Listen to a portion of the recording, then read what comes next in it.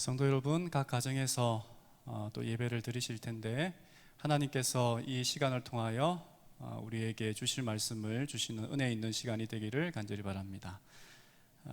오늘 말씀은 창세기 36장 43절부터 37장 2절까지는 말씀입니다. 막디엘 족장, 이람 족장이라 이들은 그 구역과 거처를 따른 에돔의 족장들이며 에돔 족속의 조상은 에서더라. 야곱이 가나안 땅 곧 그의 아버지가 거류하던 땅에 거주하였으니 야곱의 족보는 이러하니라. 요셉이 17세의 소년으로서 그의 형들과 함께 양을 칠 때에 그의 아버지의 아내들 빌하와 실바의 아들들과 더불어 함께 있었더니 그가 그들의 잘못을 아버지께 말하더라. 잘 준비된 설교가 되기 위해서는 한 문장으로 설교를 이야기할 수 있어야 한다고 합니다. 설교를 한 문장으로 요약할 수 있다면 그 내용이 잘 준비되었고 또 전달되어졌다 말할 수 있을 텐데요. 근데 어떤 경우에는 설교를 듣고도 설교의 내용보다도 어떤 예화 같은 부분들을 기억하는데 중심되는 내용을 기억하지 못한다면 전달자가 잘못 전달했든지 혹은 듣는 사람들이 들을 것을 듣지 않았다라고 말할 수 있을 것입니다. 예전에 한번 인터넷 뉴스에 나왔던 잘못된 광고 또 잘 전달된 광고라고 하는 부분이 있었는데 제가 10대 때였던 것 같습니다. 이 광고 가운데 하나가 뭐냐면 따봉, 어떤 연예인들이 나와서 따봉 혹은 일반인들이 따봉이라고 외치는 광고가 있었어요. 굉장히 유행이었고 학교의 친구들이 따봉이라는 말을 외쳤던 것을 기억합니다. 근데 이 따봉이라는 말은 기억하지만 정작 그 따봉이라는 말이 너무나 인상적이어서 그것이 무엇을 광고했는지를 잊어버리는 경우가 있었다고 합니다.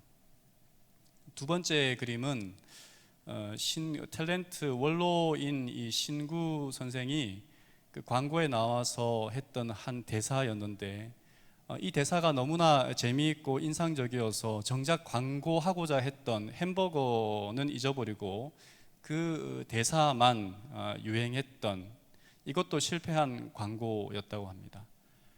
또 하나는 오랫동안 이어져 오고 있는 광고인데 이 광고의 그 한 문구가 기억이 납니다. 가슴이 따뜻한 사람과 만나고 싶다.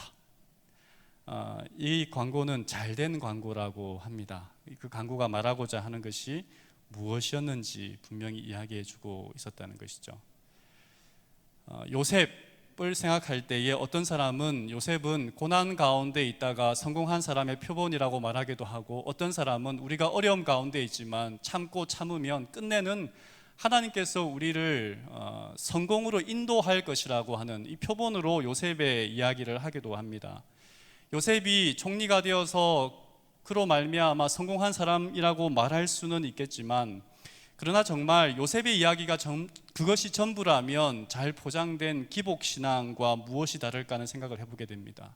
정말 요셉을 통하여 하나님께서 말씀하고자 했던 내용은 무엇일까? 오늘 좀 함께 살펴보려고 하는데요. 창세기를 읽으면서 아브라함에 대하여 믿음을 이야기하고 있는 것 같고, 이삭의 순종, 요셉의 성실함과 꿈에 관한 이야기를 하고 있는 것 같다라고 하는 부분에서는 우리가 문제가 없다고 생각을 합니다. 그러나 하나님이 이 요셉을 통하여 하시고자 하는 메시지가 단순하게 성실과 고난 가운데 성공하고 하나님께서 그의 인생을 인도하는 것이라고 이야기한다면 요셉의 삶을 통하여 하나님께서 하시고자 하는 메시지가 잘 전달된 것일까 하는 질문을 해보게 되는 것이죠. 창세기의 시작, 그 중심은 창조의 이야기입니다. 그러나 타락한 인물들을 통하여 하나님께서 전개해 나가고 있는 창세기의 이야기는 아담, 노아, 아브라함, 이삭, 야곱이라고 하는 믿음의 부조들의 이야기를 이끌어가고 있습니다. 그런데 이 아담이라든지 노아라든지 아브라함, 이삭, 야곱이라고 할 때에 언약, 약속이라고 하는 부분이 계속 이어져 간다면 창세기의 마지막 바톤을 이어가고 있는 요셉이라고 하는 인물은 무엇일까? 요셉의 어떤 이야기를 끄집어낼 때의 꿈이라는 이야기는 우리가 생각하게 되는데, 언약이라고 하는 부분에 대하여 이야기하기는 쉽지가 않습니다. 아브라함의 하나님, 이삭의 하나님, 야곱의 하나님이라고 말할 때에 그들과 맺은 언약, 그것으로 말미암아 하나님께서 어떻게 백성을 이끌어가고 있는지를 말한다면, 요셉이라고 하는 인물은 좀 의외라는 생각이 듭니다. 왜 그럴까 하는 생각을 해보게 되는 것이죠. 요셉에 관한 이야기는 생각해보면 창세기 이야기의 4분의 1에 해당하는 분량입니다. 아브라함보다 더 많은 분량에 해당한다라고 말할 수 있는데, 결론적으로 말한다면 이 요셉이라고 하는 사람은 하나님과의 언약, 약속의 관계를 직접 맺은 사람이라기보다는 하나님의 약속을 이어가게 하기 위하여 준비하고 예비하는, 흡사 신약 성경의 침례 요한과 같은 사람이 아닐까 하는 생각을 해보게 됩니다. 물론 요셉을 표상학적으로 예수님에 비유할 수 있습니다만은, 요셉 또한 사람이었고 그 생애를 보게 될 때에 분명 아브라함처럼, 이삭처럼, 야곱처럼 하나님의 언약을 이어가는 사람이 아니라, 족보를 가만히 보면 마태복음 1장의 족보를 보면 예수님이 태어나는 족보는 야곱 다음에 요셉이 아닌 유다로 이어지는 것을 우리가 보게 되는 것은, 분명 요셉은 언약을 이어가는 통로가 아닌 것은 분명합니다. 그럼에도 불구하고 요셉의 이야기를 많이 기록했다라고 하는 것은 우리가 살펴볼 이유가 있을 것 같습니다. 요셉의 이야기가 시작되는 부분은 창세기 37장에 나와 있습니다. 37장에 시작해서 성경 창세기가 끝나는 50장까지 요셉의 이야기가 이어져 가는데, 이제 막 재미있으려고 핵심으로 들어가려고 하는 그때의 38장에 유다 이야기가 한 장, 온통 유다 이야기로 38장이 이어져 갑니다. 만약 요셉의 이야기의 흐름을 끊으면서까지 38장을 기록할 이유가 분명히 있었을 것이고, 만약 이유 없이 38장의 유다 이야기를 끄집어내었다면 이것은 명백한 실수입니다. 실수가 아니라면 38장의 유다 가문의 이야기가 없으면 요셉 이야기를 더 이상 이어갈 필요가 없다라고 말할 수 있을 만큼, 유다라고 하는 인물이 요셉보다 더 부각되어야 하는 것이 아닐까 하는 질문도 해보게 되는 것이죠. 사실 창세기 38장 전체를 다루고 있는 유다 이야기는 수치스러운 이야기입니다. 우리가 잘 알듯이 가만히 요약해보면 유다에게는 3명의 아들이 있었습니다. 첫째 아들이 다말이라는 여인과 결혼을 했는데 죽었습니다. 그리고 그 다음 두 번째 아들을 통하여 다말을 결혼시키고 그 관계에서 아이를 태어나게 해서 첫째 아이의 대를 이어가려고 하죠. 형사지수죄를 우리가 다 알고 있습니다. 그런데 둘째 아들도 죽습니다. 우리가 상세한 이야기는 하지 않겠습니다만은, 셋째 아들과 이 결혼시키는 일에 유다가 머뭇머뭇합니다. 그리고 시간이 지나서 셋째 아들이 컸음에도 불구하고 결혼시키지 않아요. 이 수치스러운 이야기의 결론은 뭐냐면, 유다가 자기의 부인이 죽고 난 다음에 변장한 작심한 며느리 다말과의 사이에서 아이를 낳게 되는, 정말 입에 담기에도 망측스러운 이야기입니다. 유다는 우리가 알듯이 예수님의 대를 이어가는, 예수님의 혈통이 이어가는 이 야곱의 계승자입니다. 그런데 38장의 유다는 보면 우상 문화에 젖어 있고, 38장의 유다에 보면 자기중심적이고, 그리고 우상을 숭배하는 유다의 모습을 보게 됩니다.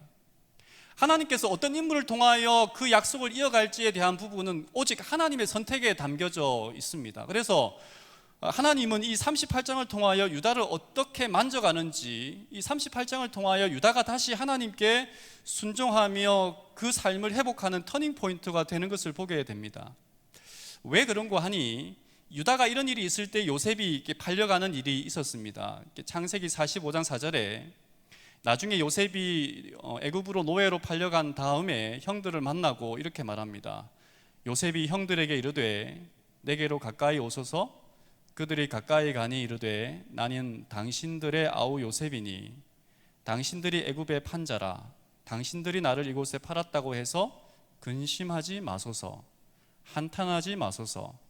하나님이 생명을 구원하시려고 나를 당신들보다 먼저 보내셨나이다. 요셉은 야곱 가문 전체를 구원하기 위하여 하나님께서 그를 먼저 보내셨다라고 말하고 있습니다. 조금 더 구체적으로 말한다면 다윗과 예수 그리스도의 조상이 되는 유다 가문을 살리기 위하여 요셉이라고 하는 인물을 사용했다라고 해도 과언이 아닙니다. 사실 창세기의 요셉 이야기의 중심에는 요셉이 아닌 하나님께서 그 혈통을 이어가기 위하여 예수 그리스도가 태어나는 그 통로를 어떻게 보존하기 위하여 요셉이라고 하는 인물을 쓰는지가 나와 있다고 보는 것이 더 맞겠습니다. 근데 나중에 보면 우리가 알듯이 이 베냐민이라고 하는 그 요셉의 형제를 데려오게 해서 그로 곤란에 빠지게 하고 그를 볼모로 잡아서 이제 놔주지 않으려고 할 때에 그때에 목숨을 걸고 그 동생을 다시 아버지에게 데려가기 위하여 변호한 사람이 누구냐면 유다입니다. 창세기 44장 4절에 보면 이제 주의 종으로 그 아이를 대신하여 머물러 있어 내 주의 종이 되게 하시고 그 아이는 그의 형제들과 함께 올려 보내소서. 베냐민을 데려와야 하는 절박함 속 사실 요셉을 구덩이에 빠뜨리고 요셉을 팔 때에 가장 앞장섰던 사람 가운데 한 사람이 유다였습니다. 요셉의 형이었던 유다였습니다. 그런데 이제 목숨을 걸고 그의 또 다른 동생 베냐민을 위하여 유다가 하는 말은 그의 모든 것을 걸고 그가 대신 볼모로 잡혔고 대신 포로가 될 테이니 그 동생을 놓아달라고 하는 것입니다. 유다가 변했습니다. 유다가 변했어요. 어디에서 변했을까? 어디에서 변했을까? 분명 37장에서 유다는 그의 동생을 파는데 일조했던 인물이었어요. 그런데 하나님은 유다를 통하여 다윗과 그의 후손들을 통하여 예수 그리스도를 태어나게 하는 혈통으로 선택하셨습니다. 분명히 이용하신 것입니다. 38장의 이야기, 그러니까 한 장밖에 나오지 않는 이야기지만 유다가 주인공인 것 같고 요셉은 그 주인공을 살려내기 위하여 어떻게 하나님의 계획을 이끌어가고 있는지에 대한 엑스트라 같다라고 저는 생각하게 되었습니다. 요셉의 이야기가 등장하기 전에 사실은 36장에 에서의 이야기가 나옵니다. 35장 29절, 36장 앞절 마지막 절인 35장의 마지막 절인 29절 보면 이삭이 나이 많고 늙어 기운이 다하매 죽어 자기 열조에게로 돌아가니 그의 아들 에서와 야곱이 그를 장사하였더라. 36장 1절 에서 곧 에돔의 족보는 이러하니라. 요셉이 등장하기 전에 요셉이라고 하는 이야기를 끄집어내기 전에 그 앞장인 36장을 좀 가볼 필요가 있습니다. 36장은 요셉의 아버지인 야곱, 그 야곱의 쌍둥이 형인 에서의 이야기입니다. 에서의 족보를 이야기하고 있습니다. 이삭의 시대는 끝이 나고 이제 에서와 야곱의 시대가 개막했던 그 이야기를 우리가 하고 있는 것입니다. 그런데 에서 곧 에돔의 족보는 이러하니라 라고 하는 시작하는 36장의 족보를 보면 에서는 5명의 아들을 낳습니다. 그리고 그 후손 중에 족장이 27명이며 왕이 8명인 것을 보게 됩니다. 야곱의 형인 에서의 족보를 가만히 36장을 읽다 보면 어떤 이야기를 하냐면 화려하고 강하다는 인상을 받습니다. 에서는 한 번도 고생이나 고난을 겪은 것 같지도 않고 그의 가족들에게는 어려움도 없고 한 번도 크게 싸우지 아니하고 화평하고 화목하게 지낸 것처럼 보이는 에서의 족보의 이야기입니다. 에돔, 에서의 족보를 이야기하고 난 다음에 37장은 이렇게 시작합니다. 오늘 읽었던 말씀이죠. 야곱이 가나안 땅, 그러니까 형 에서의 이야기를 하고 난 다음에 야곱의 동생 야곱의 족보를 이야기합니다. 37장 2절 야곱의 족보는 이러하니라. 에서는 이렇게 아들들을 이렇게 5명 낳았고 그 아들들을 어떻게 했는지에 대한 어떤 이야기가 있었다면 야곱도 그러하리라 생각합니다. 그런데 요셉이 17세의 소년으로서 그의 형들과 함께 양을 칠 때에 그의 아버지의 아내들 빌하와 실바의 아들들과 더불어 함께 있었더니 그가 그들의 잘못을 아버지에게 말하더라. 에서의 족보는 흡사 창세기 4장의 족보의 이야기 같고 가인의 족보의 이야기 같고 37장에 나오는 야곱의 족보는 5장, 창세기 5장에 나오는 셈의 족보의 이야기 같습니다. 가인의 족보의 이야기는 그들이 얼만큼 문명을 발전시켰는지에 대한, 그들이 얼마나 강하고 화려했는지에 대한 이야기였다면, 창세기 5장의 셈의 하나님을 믿는 셈의 족보의 이야기는 나타가 죽었다라고 하는 이야기가 전부입니다. 초라해 보이는 족보와 같은 야곱의 족보가 오늘 37장에서 볼 수가 있습니다. 가만히 비교해 본다면 하나님을 신뢰하지 않고 하나님을 신실하게 믿지 않는 에서의 족보들은 화려해 보이고 그들이 화평해 보이고 잘 되는 것처럼 보입니다. 그리고 하나님이 약속한 땅 가나안 땅을 떠나서 더 다른 땅으로 가서 화려하게 그들이 문명을 발전시키는 모습을 보게 됩니다. 37장 야곱의 아들들의 이야기를 보면 12아들들이 있는데 에서에 비해서 초라해 보이고 특별히 내세울 것이 없는 그들의 모습을 보게 됩니다. 그래서 37장의 이야기는 하나님을 신실하게 믿는 사람들이 비록 초라해 보이지만, 그리고 문제가 있다고 하지만, 그러나 하나님께서 하나님을 믿는 사람들을 어떻게 그들의 삶을 인도하시고 회복하시는지에 대한 이야기의 서막처럼 보인다고 저는 생각을 하고 있습니다. 우리가 요셉을 가만히 생각할 때에 그 요셉은 17세의 노예로 팔려갔고 30세에 총리가 되었고, 그리고 총리로 살다가 110세의 죽음을 당한 것 생각하면 요셉의 삶도 살만하겠다 생각을 합니다. 그러나 가만히 생각해 보면 요셉의 삶은 순탄치 않았던 것이, 아버지에게는 4명의 부인들이 있었습니다. 그 부인들의 알력이 굉장했고, 그리고 그가 13살쯤 재림교회 주석을 좀 참고한다면 한 13살쯤 형들이 세겜 족속을 죽이는 것을 목격하게 되고 약탈하는 것을 목격하게 됩니다. 그 즈음에 어머니가 일찍 죽습니다. 요셉의 생애는, 야곱의 자녀들과 그 부인들의 그의 삶은 정말 파란만장했고 고난과 어려움과 시기와 질투의 연속이었습니다. 하나님을 믿는 사람들의 삶이 어떻게 이럴 수 있을까 할 만큼 그의 삶은 질고와 고난의 연속의 삶이었습니다. 근데 우리가 잘 아는, 늘 기억하는 것처럼 요셉은 노년에 얻은 아들이므로 이스라엘의 여러 아들들보다 그를 더 사랑함으로 그를 위하여 채색 옷을 지었더니 라고 말합니다. 이 채색 옷이라고 하는 것은 이 시브리어로 된 것을 헬라어로 번역한 70인역의 번역이고요. 우리 재림교회 주석도 그렇고, 그리고 부조와 선지자에 있는 말도 그렇고, 사실은 이 채색 옷이라고 하는 것보다 긴 옷이라고 번역하는 것이 더 알맞은 표현이겠다 싶습니다.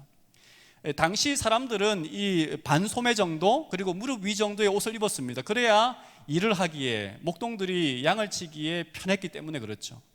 그런데 이 긴 채색 옷이라고 하는 긴 옷은 뭐냐면 이 손목을 덮는 옷, 그리고 발목을 덮는 옷이어서 일을 하기에는 굉장히 불편한, 그러니까 일을 할 필요가 없는 사람들이 입는 옷이었습니다.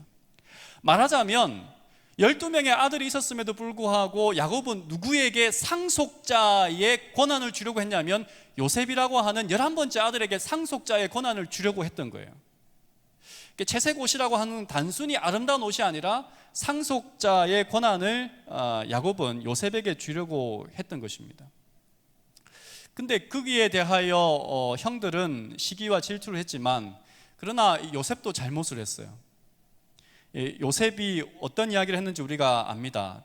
형들이 단순히 요셉을 싫어했던 것은 그 무엇이냐면, 그가 상속자의 권한을 아버지에게 이어받을 것 같은 그런 불안함 속에서, 그리고 철없이 형들에게 꿈 이야기, 볕단 11개가 자기에게 절을 했다, 그리고 별과 해와 별 11개가 자기에게, 그러니까 이 요셉은, 17살의 요셉은 좀 철이 없어 보이고, 그리고 그 요셉은 다른 형들보다도 조금 정직하기는 했으나 아직 세상 물정을 모르는 그런 17살의 소년이었다라고 보는 것이 맞겠습니다.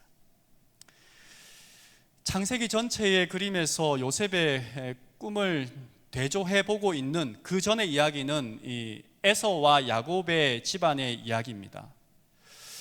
에서의 자손이 번성했으며 어떻게 그들이 출세했는지에 대한 것이 36장의 이야기라면, 37장은 야곱의 자손들이 어떻게 야곱의 가문을 이어가고 있는지에 대한 이야기인데 굉장히 초라해 보이고 있습니다. 하나님을 믿는 사람들의 가정이 하나님을 믿지 않는 사람들보다 더 초라해 보이고 없어 보이고, 그리고 그들이 교양도 그렇게 갖추어져 있는 것처럼 보이지 않는 그때에 하나님께서 요셉이라고 하는 인물을 통하여 어떻게 야곱이라고 하는 사람, 그 가문을 통하여 하나님께서 이어가고자 하는 일들을 하고 있는지에 대한 이야기가 요셉의 이야기라고 생각을 합니다. 기독교의 강점은 힘에 있지 아니하고 하나님의 약속에 있습니다. 예수님께서 말구에 태어나고 나사렛에서 태어난 그 예수님, 나약하고 보잘것없는 그분이었지만 그분이 하나님의 약속에 근거하여 태어나셨고, 하나님의 약속에 근거하여 그분이 생애를 사셨고, 하나님의 약속에 근거하여 그분이 죽으셨고 부활하셨기 때문에 초대교회의 나약한 그리스도인들의 모습 속에서도 그러나 하나님이 역사하시고 약속하셨기 때문에 그들을 강하게 인도하셨던 것을 보게 됩니다. 십자가와 부활을 통한 대반전입니다. 하나님이 계획하셨으면 안 될 것 같은 17살의 소년을 통해서도 결국은 하나님께서 하시고자 하는 일을 이루어내신다는 사실을 우리는 보게 되는 것이죠. 우리의 형편과 처지가 어떠할지라도 우리가 기억해야 할 것은, 하나님은 오늘도 어김없이 하나님의 그 약속을 이어가기 위하여 하나님을 믿는 사람들을 통하여 멈춤 없이 그 약속을 이루어가고 계시다는 그 사실입니다. 요셉이 꾼 꿈이 중요하기보다는, 요셉이 꾼 꿈이 중요하지 않다는 것이 아니라, 우리가 생각할 때 요셉을 생각할 때 요셉의 꿈이 중요한 것이 아니라, 사실은 요셉을 통하여 꿈을 꾸게 하시고 요셉을 통하여 이루어 가시는 하나님의 인도하심, 하나님의 역사하심이 요셉 이야기의 중심이 되어야 하는데, 우리는 그저 요셉이 꿈을 꾸었고 요셉이 고난을 당했지만 그가 신실하게 성실하게 하나님을 믿었더니 성공하여 총리가 되었다라고 하는 것이 요셉 이야기의 핵심이라면, 정말 하나님께서 창세기의 그 긴 이야기 가운데 그 언약의 핵심 계승자도 아닌 요셉을 통하여 이야기하고자 했던 것이 과연 그것뿐이었을까 하는 생각을 해보게 되는 것이죠. 하나님은 오늘도 살아계시기 때문에 그분의 약속한 백성들을 통하여, 아니 하나님의 약속을 이루기 위하여 미천해 보이고 보잘것없어 보이고, 그리고 사람들의 보기에 손가락질을 하는 사람들이라 할지라도 하나님의 약속을 이어가고 계시다는 그 사실을 우리는 믿어야 하는 것입니다. 제7일 안식일 예수재림교회는 남은 자손이라고 말하는 믿음의 사람들입니다. 그 사람들은 바로 이 약속을 이어가고 역사의 마지막이 이어가는 이때에 하나님의 그 사명, 그 약속을 이어가기 위한 통로의 역할을 해야 되는 사람들입니다.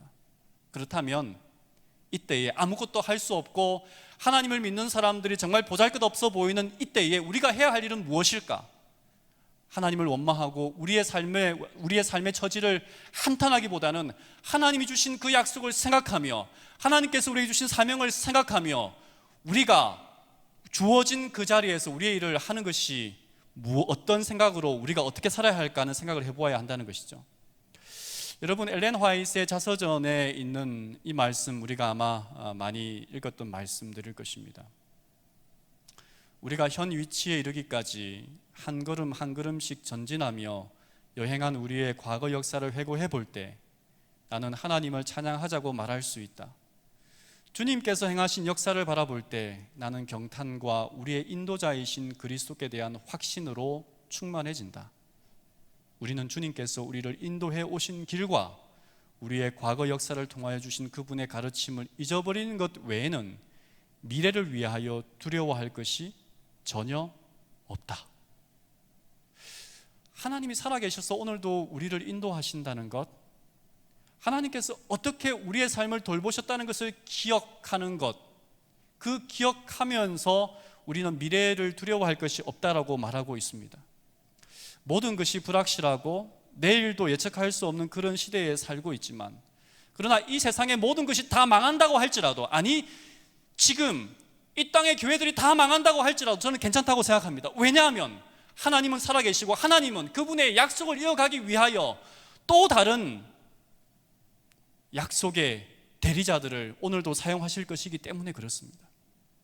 여러분, 하나님은 살아계시고 하나님은 오늘도 그분의 약속을 이어가기 위하여 우리를 부르시고 어쩌면 우리를 사용하고 계신다는 그 사실을 믿으십니까?